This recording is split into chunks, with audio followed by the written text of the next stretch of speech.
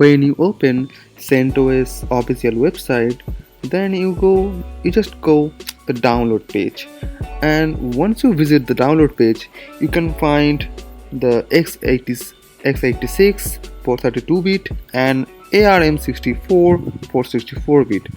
If I click on 64-bit, I will install 64-bit OS. Then you can see the list of links. So this is not just link, there's a server links, so you can choose a server from your country or the USA or Australia. Any kind of server you can use from the given list. And so I just click on the first link. So our focus is what is minimal. So as you can see, the boot is kind of CD file, and DVD is a DVD file. So in the DVD file there are some extra files, so maybe you just download the boot.iso. I think you don't need the DVD one, but I recommended that you have to download the minimal.iso for the learning. If you want to learn any Linux distribution, if you want to good in a Linux world, so you must use the minimal version, because a minimal operating system is one that has been stripped of all unnecessary components and provides only the functionality needed for the specification purpose.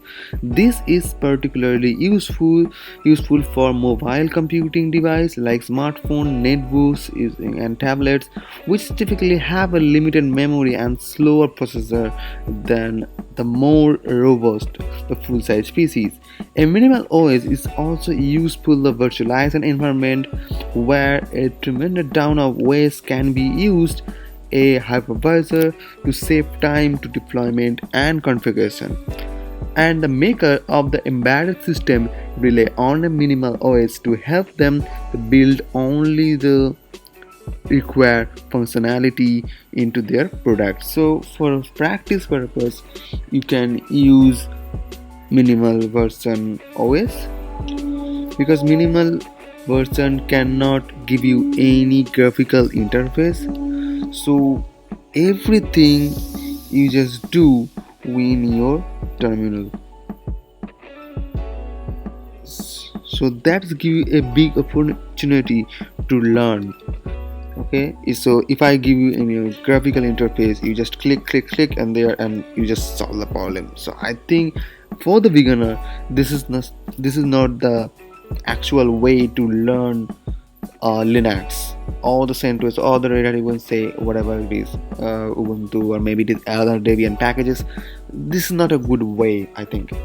If you want to learn in depth, so you are always stuck into the terminal page, and that's why I recommended minimal, because as you know, you don't have any option, you don't have any choice. You can, if you fix the problem, if you try to develop something software or something else, you are debugging, okay, you try to solve a services, so there is no graphical option, so you have to depend on the black terminal page. So you will learn. Okay, just trust me, just install the minimal, you will learn a lot of things. Okay, so thanks for watching guys, bye.